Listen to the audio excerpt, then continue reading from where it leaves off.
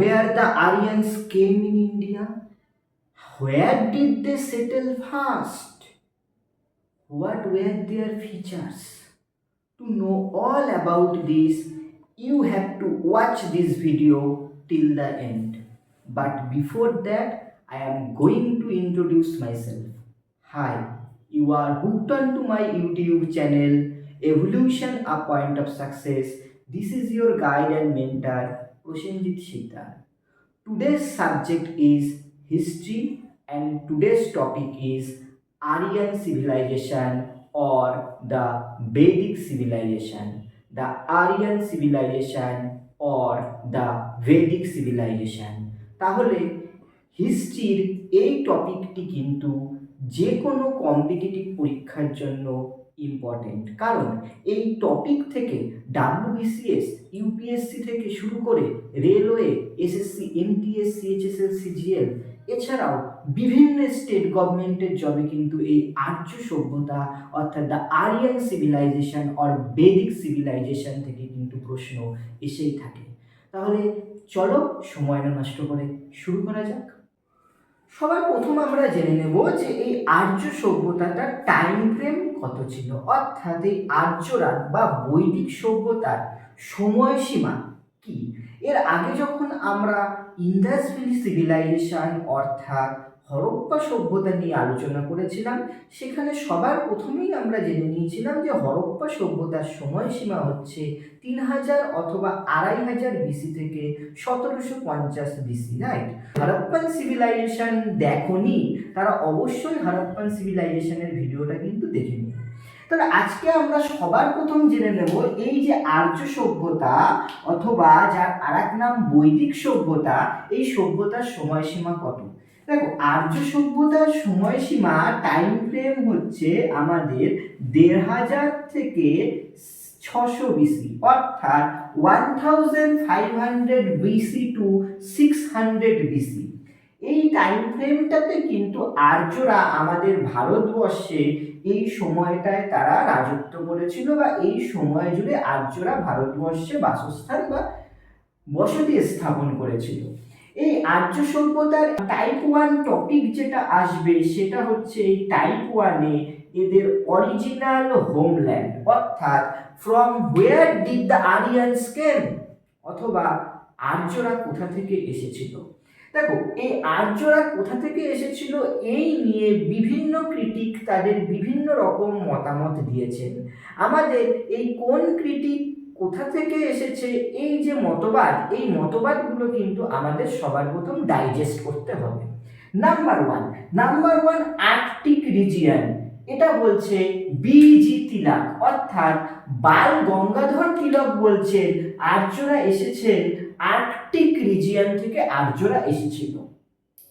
তিনি যেই বইটাতে বলে গিয়েছেন যে আর্যরা আর্কটিক রিজিয়ন থেকে এসেছে, সেই বইটির নাম হলো the Arctic home of Vedas, the Arctic home of Vedas.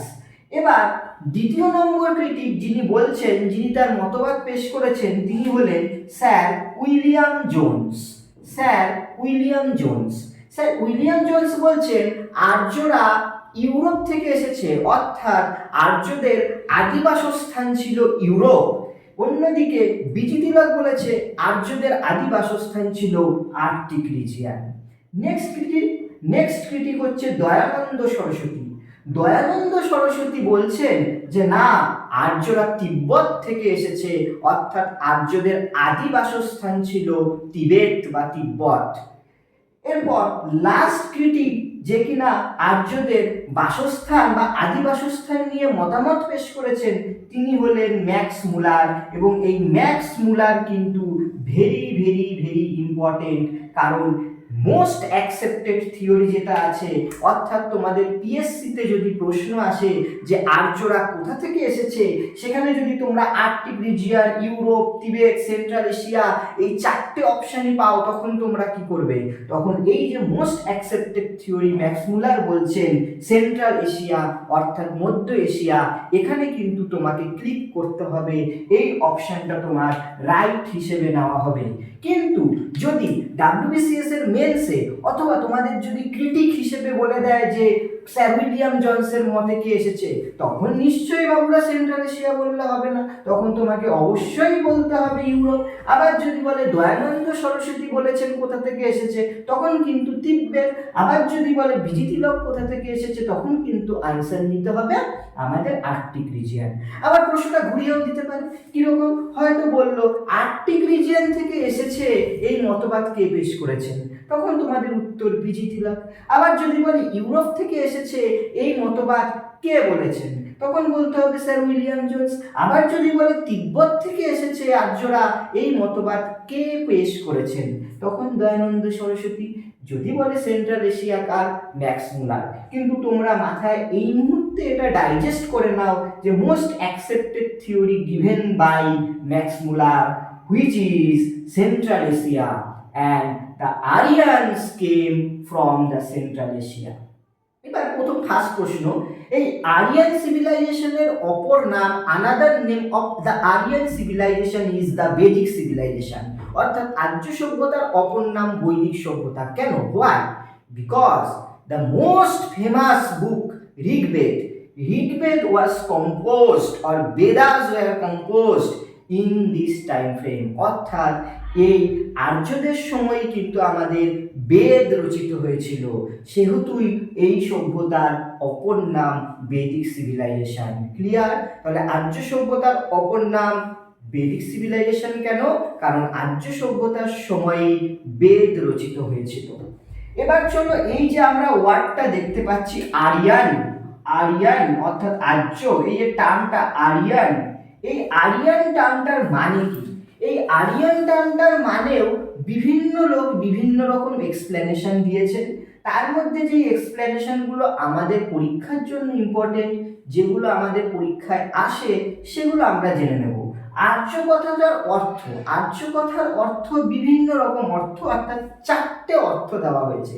Number 1, high birth, অর্থাৎ আর্যরা হাই বার্থে জন্ম, অর্থাৎ তাদের উচ্চ বংশে জন্ম হয়েছে, তাই আর্য কথার অর্থ হচ্ছে হাই বার্থ, উচ্চ বংশে যারা জন্মেছে তারা হচ্ছেন আর্য।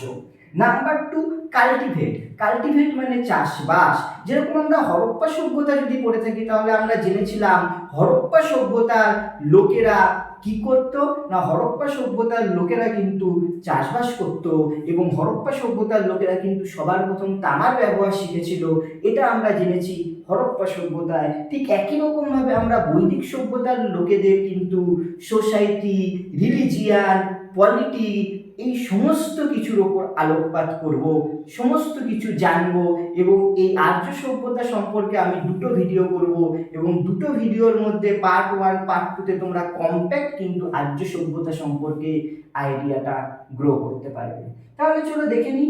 নেক্সট হচ্ছে কাল্টিভেট, অর্থাৎ চাষবাস। তাহলে আর্য কথার ফার্স্ট মিনিং হচ্ছে হাই বার্থ, সেকেন্ড মিনিং হচ্ছে cultivate, third group of people বলছে না, আর্য কথাটার মানে হচ্ছে ইন্দো ইউরোপিয়ান ল্যাঙ্গুয়েজ গ্রুপ, অর্থাৎ আর্য কথার মানে হচ্ছে একটা ভাষা গোষ্ঠী। কি ধরনের ভাষা গোষ্ঠী? ইন্দো ইউরোপিয়ান ভাষা গোষ্ঠী, অর্থাৎ যেখানে এই ভাষাগোষ্ঠীর লোকেরা বসবাস করছে, ইন্দো ইউরোপিয়ান ল্যাঙ্গুয়েজ গ্রুপ। এবং fourth and the last is race মানে জাতি, আর্য কথার অর্থ হচ্ছে জাতি। তাহলে এবার আমরা জেনে নিই, চলো, এই যে ঋগ্বেদিক পিরিয়ড বা লেটার বেদিক পিরিয়ড বা আর্লি বেদিক পিরিয়ড, অর্থাৎ এই বৈদিক সিভিলাইজেশন পরবর্তীকালে 2টো ভাগে ভাগ হয়ে যায়, এবং আমরা আর্লি প্রাক বৈদিক যুগ এবং পরবর্তী বৈদিক যুগ, এই দুটোকে আমরা কম্পারেটিভলি অ্যানালিসিস করব, যাতে তোমাদের বুঝতে সুবিধা হয়। তাহলে এরপর আমরা দেখে নেব যে বৈদিক যুগকে 2টো পার্ট রয়েছে, আর্লি বেদিক পিরিয়ড এবং আরেকটা রয়েছে লেটার বেদিক পিরিয়ড, এই দুটোকে আমরা কম্পারেটিভ অ্যানালিসিস করব। তাহলে টোটাল বেদিক সিভিলাইজেশনকে আমরা 2টো পার্টে ভাগ করে নিচ্ছি, এবং এই 2টো পার্টেই আমরা আলোচনাটাকে এগিয়ে নিয়ে যাব। দেখো, বৈদিক যুগটাকে আমরা 2টো ভাগে ভাগ করি, একটা আর্লি বেদিক পিরিয়ড অর্থাৎ প্রাক বৈদিক যুগ, এবং লেটার বেদিক পিরিয়ড অর্থাৎ পরবর্তী বৈদিক যুগ। পুরো টাইম ফ্রেমটা কি আছে? 1000 BC, 1500 BC থেকে 600 BC, 1500 BC থেকে 600 BC, অর্থাৎ 1500 BC টু 600 BC, এটা হচ্ছে টোটাল সময়সীমা। তার মধ্যে আমরা 1500 BC থেকে 1000 BC, অর্থাৎ 1500 থেকে 1000 BC পর্যন্তটাকে বলছি আর্লি বেদিক পিরিয়ড, এবং 1000 থেকে 600 BC-টাকে বলছি আমরা লেটার বেদিক পিরিয়ড অথবা পরবর্তী বৈদিক যুগ। আর্লি বেদিক পিরিয়ডের আরেকটা নাম হচ্ছে ঋগ্বেদিক পিরিয়ড। তোমরা কি জানো কেন আর্লি বেদিক পিরিয়ডের আরেকটা নাম ঋগ্বেদিক পিরিয়ড? কারণ এই আর্লি বেদিক পিরিয়ডেই আমাদের ঋগ্বেদ রচিত হয়েছিল।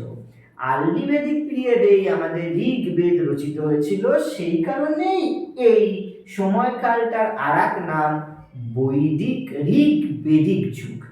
একটাকে বলছি প্রাক বৈদিক যুগ আর একটাকে বলছি পরবর্তী বৈদিক যুগ। প্রাক বৈদিক যুগের অপর নাম ঋগ্বেদিক যুগ, কারণ এই প্রাক বৈদিক যুগে ঋগ্বেদ রচিত হয়েছিল। এবার চলে আসি সেটেলমেন্ট। আমরা জেনে নিলাম যে আর্যদের যদি মোস্ট অ্যাকসেপ্টেড থিওরি ধরা হয় তাহলে ওরা সেন্ট্রাল এশিয়া থেকে এসেছে।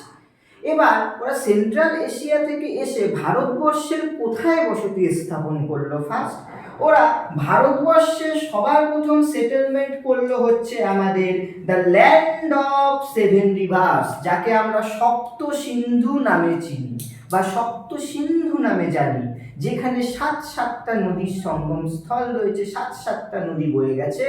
এই ল্যান্ড অফ 7 রিভার্সটা রয়েছে কোথায়? না পাঞ্জাবে। তাহলে আর্যরা মধ্য এশিয়া থেকে ভারতবর্ষে সবার প্রথম পাঞ্জাবে তাদের বসবাস স্থাপন করলো। এই জায়গাটাকে বলা হয় ব্রহ্মবর্ত। পরবর্তী বৈদিক যুগে আর্যরা বসতি স্থাপন করলো ওয়েস্টার্ন ইউপি, অর্থাৎ পশ্চিম উত্তরপ্রদেশ, এবং বিহার এবং বেঙ্গল অর্থাৎ বাংলাতে। সেটাকে আমরা বলছি আর্যাভট্ট। ক্লিয়ার? এবার দেখো এই আর্লি বেদিক পিরিয়ডে, যেটা তোমাদের অলরেডি বলে দিয়েছি, ঋগ্বেদ রচিত হয়েছিল। এই ঋগ্বেদ রচিত হয়েছিল সরস্বতী নদীর তীরে। তাহলে পরীক্ষায় প্রশ্ন আসতেই পারে যে ঋগ্বেদ কোন নদীর তীরে রচিত হয়েছিল?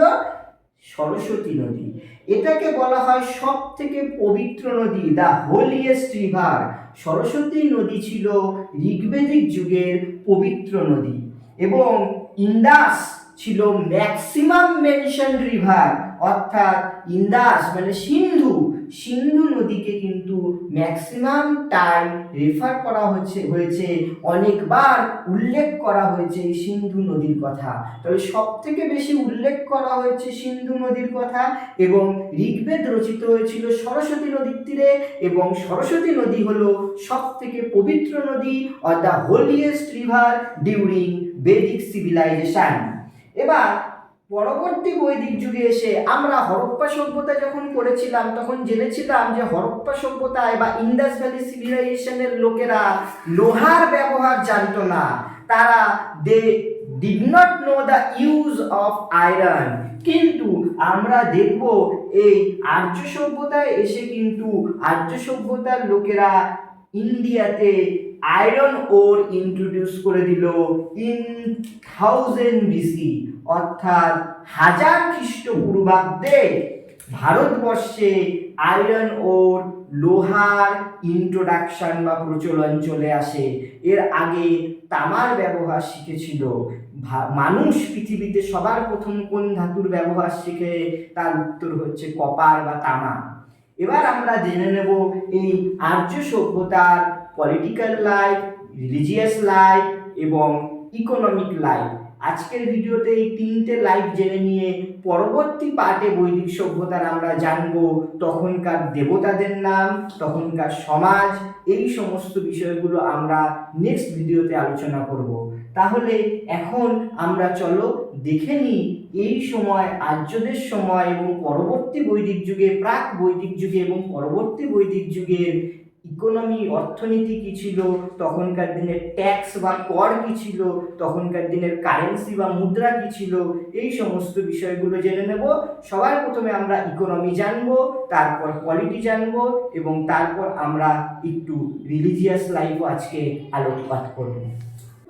আর্যদের আমরা বা বৈদিক সভ্যতার ইকোনমিকগুলো দেখে নিই, ইকোনমিক ফ্যাক্টরটা অর্থাৎ অর্থনৈতিক বিষয়টা। দেখো আর্লি বেদিক পিরিয়ড এবং লেটার বেদিক পিরিয়ড আমরা এই মানে কম্পারেটিভলি কিন্তু পড়াশোনাটা করব, কম্পারেটিভলি অ্যানালিসিস করব, তাহলে তোমাদেরও মাথায় রাখতে সুবিধা হবে এবং পড়াটা বুঝতেও ডাইজেস্ট করতেও সুবিধা হবে। আর্লি বেদিক পিরিয়ডের ইকোনমিতে চলে আসি। আর্লি বেদিক পিরিয়ডের অর্থনীতিটা মেনলি ডিপেন্ড ছিল প্যাস্ট্রাল। প্যাস্ট্রাল মানে কি? প্যাস্ট্রাল কথার অর্থ হচ্ছে পশুপালন।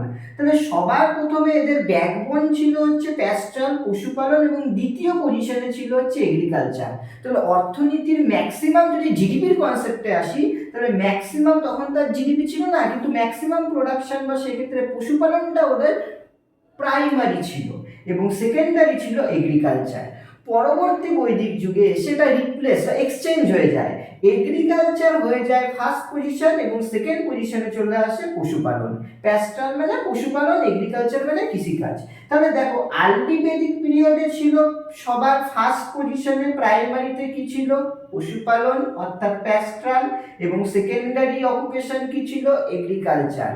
পরবর্তী বৈদিক যুগে প্রাইমারি অকুপেশন বা অর্থনীতির বেসে দাঁড়িয়েছিল কৃষিকাজ এবং সেকেন্ডারিতে ছিল হচ্ছে প্যাস্ট্রাল বা পশুপালন। এবার এই পশুপালনের মধ্যে ওদের সব থেকে গুরুত্বপূর্ণ যে অ্যানিমেলটা ছিল সেটা হচ্ছে কাউ অর্থাৎ গরু। গরুকে ওরা অঘ্ন মনে করত। অঘ্ন, অঘ্ন কথার অর্থ হচ্ছে that can not be killed, অর্থাৎ তারা গরুকে পশু পালনই করত, তারা কিন্তু কোনোভাবে সেটা মারতো না, খেত না।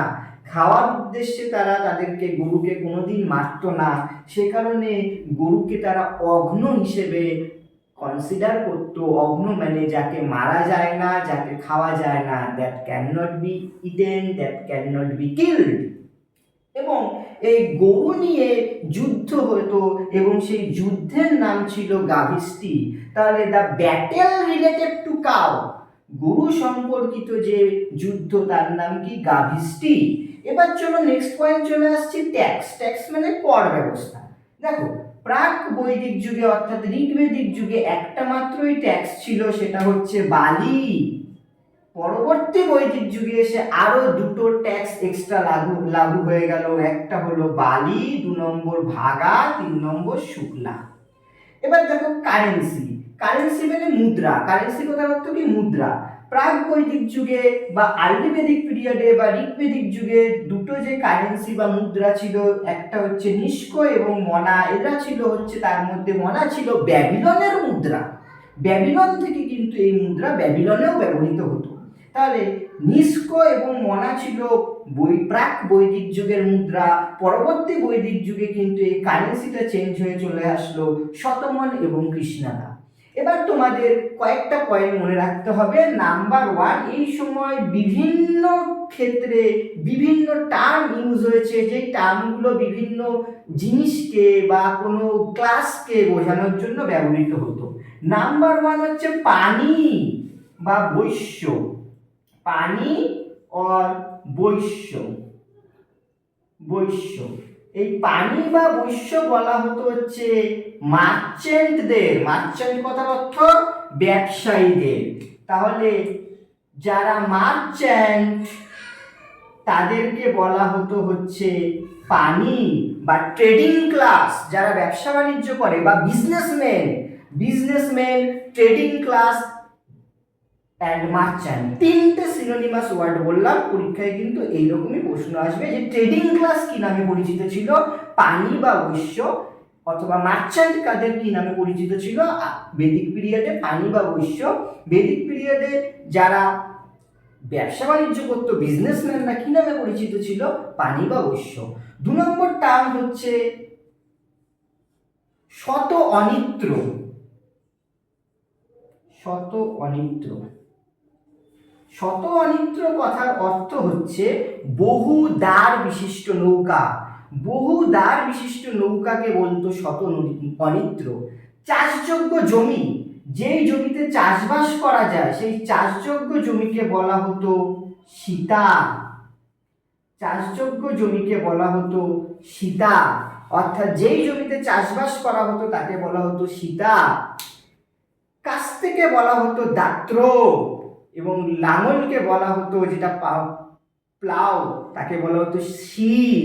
তাহলে কাস্তে অর্থাৎ স্কাইথি, স্কাইথি মানে কাস্তে, তাকে বলা হতো দাত্র। এবং লাঙলকে বলা হতো লাঙল অর্থাৎ প্লাউ, প্লাউকে বলা হতো শির, SHIR শির।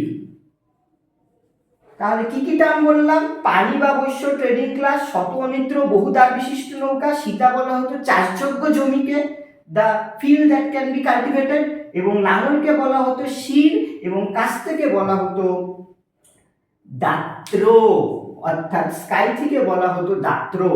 এবার আমরা ঋগ্বেদিক যুগের কিছু পলিটিক্যাল কন্ডিশন জেনে নিয়ে আজকের ভিডিও শেষ করব, এবং পরবর্তী পার্টে আমরা ঋগ্বেদিক পিরিয়ডের সোসাইটি এবং রিলিজিয়ান নিয়ে আলোচনা করব, অর্থাৎ সমাজ ব্যবস্থা এবং ধর্ম নিয়ে আমরা পরের পার্টে আলোচনা করব।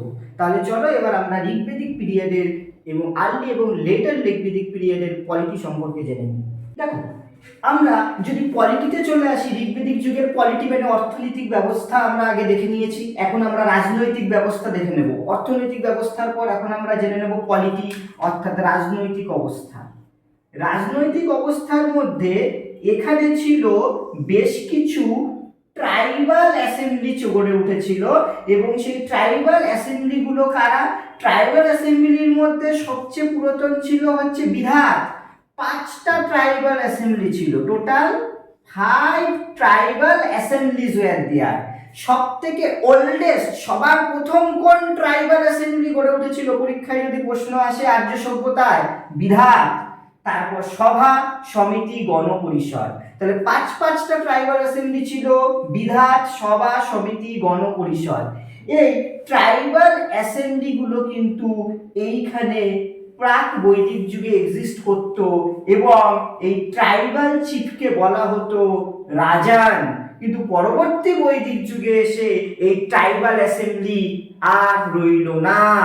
ট্রাইবাল অ্যাসেম্বলি না থেকে সেখানে রাজার কনসেপ্ট অর্থাৎ কিং চলে আসলো। এবার চলে আসো এই প্রাক বৈদিক যুগে ব্যাটেল অফ 10 কিংস হয়েছিল, অর্থাৎ 10 রাজার যুদ্ধ হয়। এই 10 রাজার যুদ্ধটা হয়েছিল পুরুষিনী নদীর তীরে। পরীক্ষায় প্রশ্ন আসতে পারে যে 10 রাজার যুদ্ধ কোন সময় হয়েছিল? এই বৈদিক সিভিলাইজেশনের সময়, ঋগ্বেদিক সিভিলাইজেশনের সময়, এবং রিভারের নাম ছিল পুরুষিনী। এবং কাদের মধ্যে এই যুদ্ধ হয়েছিল? এই ব্যাটেল অফ 10 কিংস বা 10 রাজার যুদ্ধ হয় ভারত ট্রাইব ভার্সেস টুরবাস বা টারবাস ট্রাইব, ভারত গোষ্ঠী এবং টারবাস গোষ্ঠীর মধ্যে। এবং এটাও মনে করা হয় বর্তমানে, পুরনো যদি রেফারেন্স দেওয়া হয়, আমাদের ভারতবর্ষের নাম নাকি এই ভারত রাজার থেকে হয়েছিল। এই যে যুদ্ধ হয় ভারত ট্রাইব ভার্সেস টারবাস ট্রাইব, এই যুদ্ধে ভারত রাজা জিতে যায়, তো এর থেকেই নাকি ভারতবর্ষ নামটা এসেছে। তাহলে ব্যাটেল অফ 10 কিংস হয়েছিল আর্লি বেদিক সিভিলাইজেশনে, এবং সেটা কার মধ্যে হয়েছিল? ভারত ট্রাইবস এবং টারবাস ট্রাইবসের মধ্যে। এবার প্রাক বৈদিক যুগে বেশ কিছু, এই যেহেতু ট্রাইবাল অ্যাসেম্বলিগুলো ছিল সেহেতু বেশ কিছু ইম্পর্টেন্ট অফিসিয়ালস ছিল যারা পুজো পাঠ করতো, তাদের পুরোহিতা বলা হতো, পুরোহিতা। আর কে ছিল? সেনানি অর্থাৎ সেনাদল যারা পরিচালনা করতো সেটা সেনানি, সেনা ছিল। বিশপতি, বিশপতি মানে যারা বিষ সামলাতো। কয়েকটি পরিবার, কয়েকটি ভিলেজ মিলে তৈরি হতো রাষ্ট্র, কয়েকটি পরিবার নিয়ে গঠিত হতো একটা বিষ বা জন। এই সমস্ত বিষয়গুলোর মধ্যে কি কি অফিসিয়ালস ছিল? পুরোহিত ছিল, সেনা ছিল, গ্রামিনী যে কিনা গ্রামের প্রধান তাকে বলা হতো গ্রামিনী, বিশের প্রধানকে বলা হতো বিশপতি, সেনা প্রধানকে বলা হতো সেনানী, এবং দূতা। দূতা কথার মানে হচ্ছে দূত, যার মানে মেসেঞ্জার, যে খবর আদান প্রদান করে তাকে মেসেঞ্জার বা দূত বলা হয়। তাহলে কি কি আমরা পেলাম? পুরোহিত, গ্রামিনী, বিশপতি, সেনানী এবং দূতা। এই ভিডিওতে আমি তাহলে আজকে তোমাদের সামনে ঋগ্বেদিক পিরিয়ডের পার্ট 1 শেষ করলাম। পার্ট 1-এ আমরা ঋগ্বেদিক পিরিয়ডের হোমল্যান্ড, কোথায় বসতি স্থাপন করলো ওরা এসে ভারতবর্ষে, এবং ঋগ্বেদিক পিরিয়ডের পলিটি অর্থাৎ রাজনীতি এবং ইকোনমি অর্থাৎ অর্থনৈতিক কন্ডিশন জেনে নিলাম। বেশ কিছু ইম্পর্টেন্ট টার্ম জানলাম যেগুলো ঋগ্বেদিক যুগে ব্যবহৃত হতো, লাইক শত অনিত্র, দাত্র এবং তোমার কাছ থেকে দাত্র, এবং আমরা প্লাউম্যানকে বলা হতো শীত, চাষযোগ্য জমিকে বলা হতো সীতা। এই সমস্ত বিষয়গুলো আমরা জেনে নিলাম। পরবর্তী ভিডিওতে আমি ঋগ্বেদিক পিরিয়ডের সোসাইটি অর্থাৎ সমাজ ব্যবস্থা, রিলিজিয়ান অর্থাৎ ধর্ম ব্যবস্থা এবং অন্যান্য যে বেদ রচিত হয়েছে সেই বেদের পার্ট নিয়ে আমি ভিডিও করব। তাহলে তোমরা অবশ্যই কিন্তু নেক্সট ভিডিওর জন্য অপেক্ষা করো। With that, this is Prosenjit Sikdar signing out from Evolution, a Point of Success. Till we meet next, keep watching, keep studying, keep sharing. Don't forget to subscribe, like and comment. Bye. Take care.